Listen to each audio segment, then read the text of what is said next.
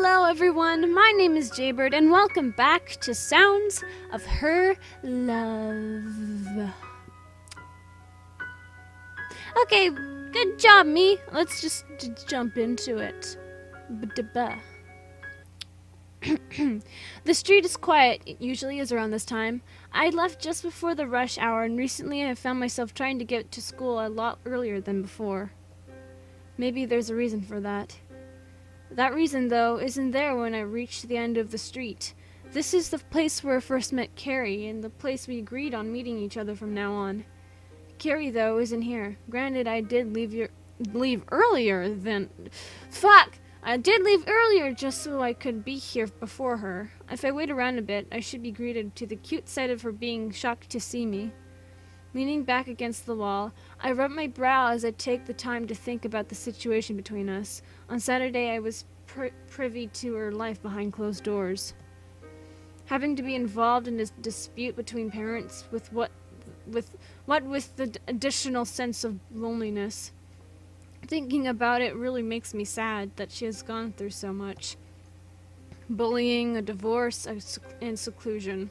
All of that, and then there's me. I take a look at my watch, its reflection in the sunlight almost blinding me as I squint to make out the numbers. Time has gone by fast, with the dial telling me that it's been about a quarter of an hour since we were supposed to have met each other. Thoughts fly through my head as I ponder over why she could be so late, but if I wait any longer then I wouldn't be able to make it to school in time. If she were to turn up after I'd left, well, it hurt me. Leaving Carrie behind is something I don't want to do, but I can't afford to be late either. Carrie is probably ill. That's the most likely scenario. I decide to carry on forward, taking myself further down a series of streets towards school. Why didn't you just call her, you fucking idiot? Why didn't you call her and be like, hey, where the fuck are you? Where's your fine ass? Get your fine ass out of here, girl. Gotta take you to school. A state close to silence soon becomes infused with the sounds of students bustling through the school gates to begin their day, just like me. Unlike them, I have someone in particular on my mind right now. These people weren't there for Carrie when she needed it. All they did was ignore her, casting her away. Well, it's not really... Maybe. I don't know. It's sad that people can judge you based upon how they see you rather than what's inside. Carrie herself, wherever she may be, has had a hard time. I keep telling myself over and over, repeating it as if it's the times tables I learned back in elementary school. Okay. Carrie must be ill. Could there really be another reason for her absence? No, she just doesn't want to see your stupid face. Nevertheless, she seems like the type of person that would give me a call to tell me she would not be in. She hasn't done that. Another cause for worry. Why didn't you just call her instead, you fucking idiot? I push forward into the school grounds. It's weird to think that this is only the 7th time I've come to school alone. The rest of the time I was with her. Okay. Arriving in class just short of the bell, I sit down at my desk as usual. The best thing I can do now is go about my day as I normally would, but I don't think I'll be able to dissipate the thoughts of Carrie. Hey Jaybird, do you know what lesson we have first thing? A classmate stands before my desk. I'm pretty sure this is the guy. Oh, sorry, this guy from before who is really keen on the sandwiches they sell here. I think it's biology. All right, thanks, man. He leaves my desk just as quick as he came, giving me with a sense of sickness now that I realize I'll have to put up with lessons for a while. Okay, that was English. I'm not particularly fond of my biology teacher either, but I have more important things to focus on right now. All I can do now is to try and get through this. Okay. Lunchtime arrives, the bell doing more than signaling that. It shows that I've got nobody to eat with. I doubt Carrie has or will show up today. Rising from my seat, pains shoot through my back as I straighten it. I've been slumped in my chair all morning, and luckily enough for me, I never got asked any questions by my biology teacher. As I approach the door to the classroom, part of me hopes to find Carrie there waiting for me. The entire set topped off with a cute blush, her silky golden braids. Those silky golden braids. Lying loosely over her shoulders. Oh, More importantly, her adorable smile. Oh yeah, okay, fine. You're going sexual there, and then you're just like, oh yeah, and her fucking smile. You know? Fine, okay. Even though I've only gone just over a day without seeing her, it's still an issue. Despite all this, there is no sign of Carrie as I leave the classroom to make a beeline to the cafeteria. Maybe that 100% Welsh beef can give me the energy to make it through the rest of the day. I love me some 100% Welsh beef. Taking my place in line at the cafeteria, one which is surprisingly short, I idle around waiting for my turn to order. Coming here still gives me thoughts of Carrie. It's where we really got to know each other, not necessarily where everything started. It's because I decided to speak to her on a whim that we've managed to get this far. That was only a week ago. Thinking about it makes me happy at what we've achieved over the past 7 days, yet it eventually trails back to the thought of Carrie's issues. Soon enough, the line to the cold food section shortens again and again as we inch forward. One after the other, people grab their food and leave to eat it, something I would be doing with Carrie if she was here. I decide to grab a sandwich quickly enough to get the last beef one, leaving me to find a place to sit in the cafeteria. The real problem is that I have nobody to eat with, kind of like how Carrie was. Maybe we switched bodies and we're in the past. I wonder if she would have approached me if our situations were reversed. With her personality, I couldn't really expect much. Even though she is a kind person, she wouldn't have had the audacity to approach someone she had only met that morning. I decide the best thing to do is just to go back to class. I can probably find someone to talk to there. The corridor is empty as I walk back towards my classroom to eat lunch. Most people now would either be in their class or in the cafeteria, so it's rare to see any students walking about at this time. Making my way past one of the classrooms, I notice the door open behind me as someone calls out, "Hey, wait! You're Jaybird, right?" I stop in my tracks and turn around to find one of our year's form teachers calling out to me. I don't know what that is. I think he's in charge of Carrie's class. Yes, I am, sir. Sorry to stop you. I was wondering if you would know the reason as to why Carrie Dwyn is absent today. We haven't received a call from her parents, so I thought you might know where she is. You have been hanging around with her lately, that is. No, I don't, sir. Sorry. Has this guy been watching me and Carrie? I guess it's kind of his job as a teacher to track people's progress. It is quite notable that one of the most introverted students suddenly made a friend, though it still aggravates me. You're missing words! You're missing words! Stop it! Can't anyone proofread their shit before they make a game out of it? Please, for the love of God. Proofread your shit! Proofread your shit! It's so annoying that when I get immersed into a game, it just suddenly, out of nowhere, seemingly out of nowhere, comes a fucking grammar mistake, or words are missing. It makes me lose the immersion, and it's so annoying because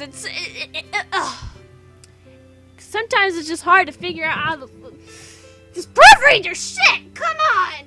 I mean, I know this is a free game, but please, don't make this the standard of free games. Don't make spelling errors and missing words and just grammar mistakes in general be the standard of a free game on Steam. At least make it competent, okay? God. And I know that's saying a lot. But still, if I was making a game, I'd try my best to make sure there aren't any spelling errors, and I would even hire other people to make sure that there's no grammar mistakes or anything like that. Because that's what you do. Okay? This aggravates me. This still aggravates me. Okay, rant over. Though it still kind of aggravates me that he's looking into our business. Okay, no worries. We'll give her parents a call later if we don't receive any word from them. I'm not sure if this guy knows about the relationship between Carrie's parents. Why would he? He's a fucking third party. He's a teacher. Who would know? Who would know about this? I'm not sure if this guy knows about the relationship between Carrie's parents. He heads back into his classroom, leaving me by myself in the corridor. The thought of giving Carrie a call myself crosses my mind as I make my way back to my classroom. Oh really? It took you this long? It took you till lunchtime to think, hey, actually maybe I should call her. Wow! You're a smart guy, aren't you? Wow, you're a real ladies' man. Now I'm just being an asshole. I'm sorry. I'm salty, okay? The grammar made me salty. Cool air, the sound of cars, and the presence of the local populace going about their daily lives surrounds me. Walking home from school has always been like this, just time to think whilst I rush to get back so I can go about my own life. It makes me wonder whether things would be different if Carrie had come to school today. We did agree to walk to school together, but neither of us said anything about walking home together. I'm not sure why we haven't. Being able to support Carrie is something I want to do. After what her teacher had told me, I really don't think she's ill.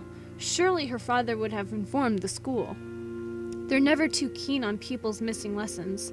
I've had the experience of being berated for it before. Putting my hand in my pocket with my fingers naturally rest around my phone as I realized that I had it with me.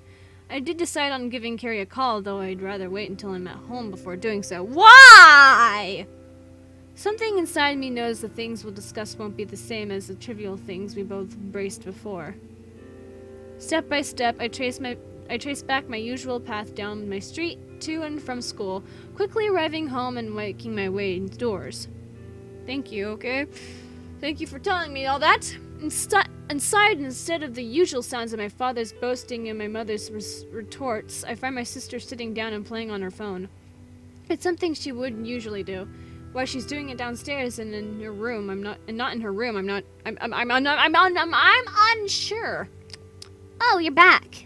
Yes, I am. Did you get lit? Did you get lit? Did you get let out of? Fuck. Yes, I am. Did you get let out early or something? No, I'm just a faster walker than you. She always has a way to be cheeky. Where's Mom and Dad? Oh, they went out. They said they'd bring back something for dinner. All right. I take off my shoes in the hall when I get the idea to talk about Carrie with my sister. She might be able to give me a girl's perspective on it all. At least, I hope. A girl's perspective. I can give you a girl's perspective. Actually, no, I can't. I don't give a shit. Hey sis, is there any reason as to why a girl might not come to school despite not being ill? She might be on her period, she might fucking hate your gut, she might not want to see your stupid face, she thinks you're a baka because she's a tsundere. My best bet is on her period, actually. Or she's depressed and suicidal and she's trying to kill herself. That's another option, too. My sister turns her head and smirks at me, almost to mock me for knowingly asking something which would make me indebted to her. Oh, did a girl that you like take the day off? Very funny. Are you going to give me a serious answer? After raising my voice, my sister responds by giving me a solemn expression. I didn't mean to get loud, but right now I have more things on my mind than her jokes. Her stupid jokes. Me. Someone gotta stick up their ass. Well, I wouldn't go if I didn't feel like it. That is, if I was depressed. Oh, yeah, she is depressed. Okay. Thank you. I'm sorry for shouting. By getting angry, I've created a sense of awkwardness between us. Doing so resulted in getting an answer from her anyway, which isn't unreasonable given Carrie's situation. All I can do now is hope she's willing to answer my call. It's okay. Resuming with whatever it is she was doing, my sister takes hold of her phone, leaving me to part ways with her to head upstairs. Okay, that was a mouthful. Before me is a room all too common, and as always, all too messy. Yes, look at how messy my room is. Those fucking plants, that fucking tissue box right next to the bed. Ooh, I know what you're doing with those tissues. Where's the fucking lotion, though? Oh, I guess you're like that then, huh? You're uncut. Okay.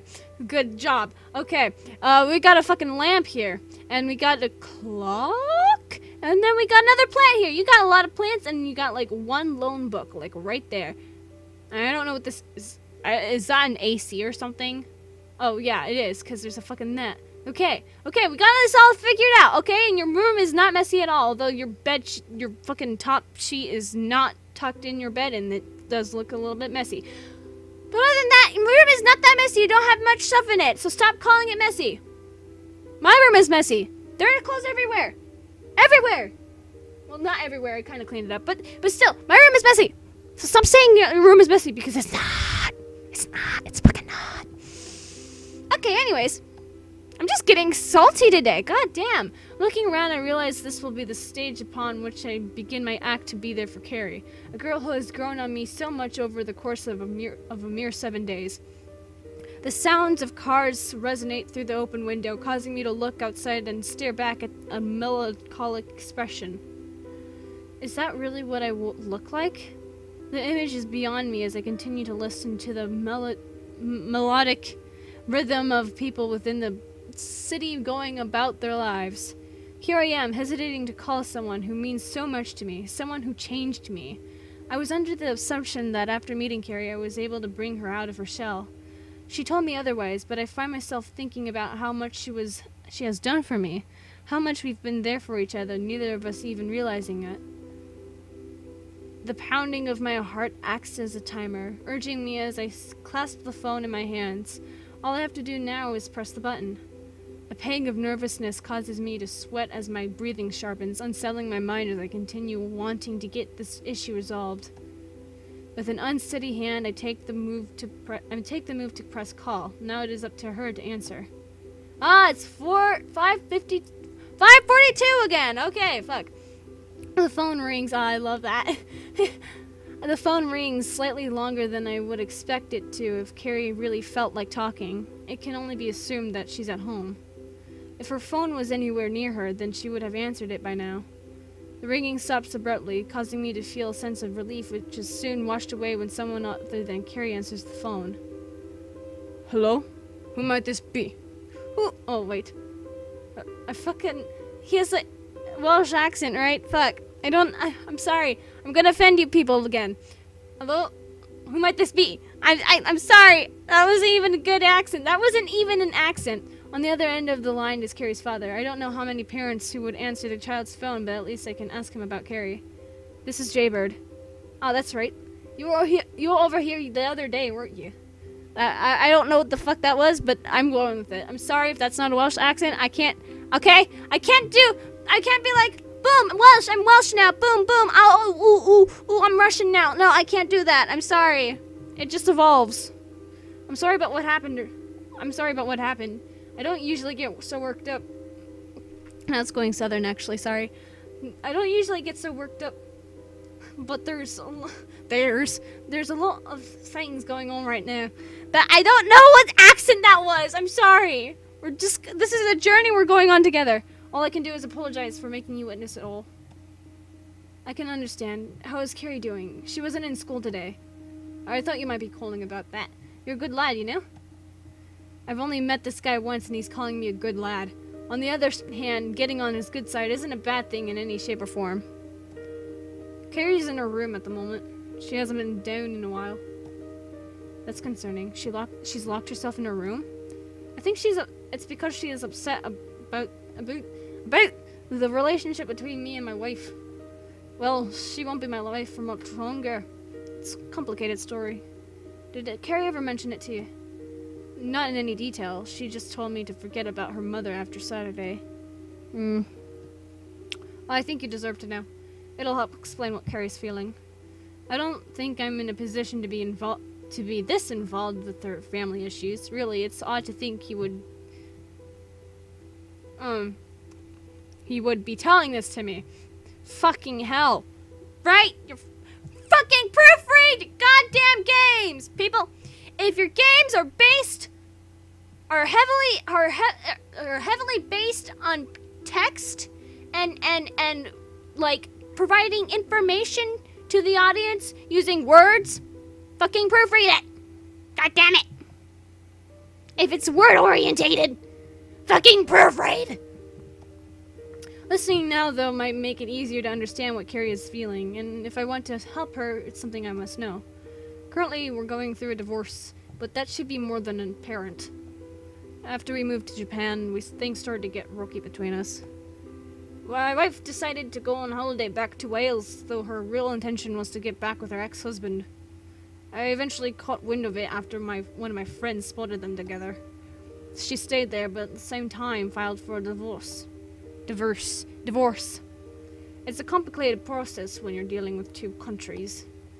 I was told yesterday that she also filed for custody of Carrie. What? Does that mean Carrie would also return to Wales? Yes. She's been upset since she doesn't want to leave. I think she has too much here that she would lose if she went back. It's not just me who she'd be away from. The reality is too hard to comprehend. A sheepish girl faced with another challenge in her life. Having to leave behind her father and her friend in order to go back to live with a mother she has no fondness for. Well, I mean, he didn't say that that's what's going to happen. That's just what she's trying to get is custody of her. He didn't say that she has custody of her yet. God, stop being dramatic for 5 seconds and think. I knew from the beginning that I wouldn't be able to do anything. Being there for Carrie still won't change the outcome, though I won't resist doing so. What outcome? Nothing has happened yet! She doesn't have custody of Carrie. He just said that she's trying to get custody of her. What the fuck? God, people are stupid.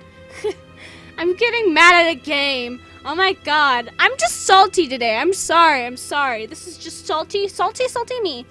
Though I won't resist doing so. Right now she needs someone there for her, even if it'll end up hurting both of us.